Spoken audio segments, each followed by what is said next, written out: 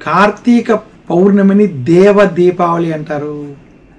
ఈరోజు త్రిపురాసురుణ్ణి శివుడు సంహరించడం చేత, త్రిపురాసుడి యొక్క బాధ దేవతలకి తొలగడం చేత, ఇక్కడ త్రిపురాసుడు అనేటువంటి రాక్షసుడు 3 లోకాలను సృష్టించుకుని దేవతలను హింసించడం, ఇంద్రాది దేవతలు ఈశ్వరుని ప్రార్థించగా ఈశ్వరుడు ఈరోజు ఆ యొక్క త్రిపురాసుర రాక్షస సంహారం చేసిన తర్వాత దేవతలందరూ దీపాలతో ఈశ్వరుడికి ప్రార్థించడం, దీపావళి జరుపుకోవడం చేత ఈరోజు దీన్ని దేవ దీపావళి అన్నారు.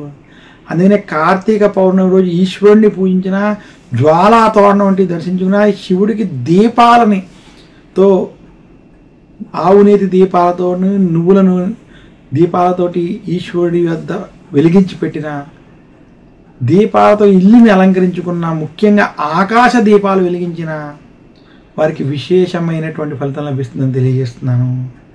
నమస్కారం. మీ చిలకమర్తి ప్రభాకర్ జకోర్ శర్మ.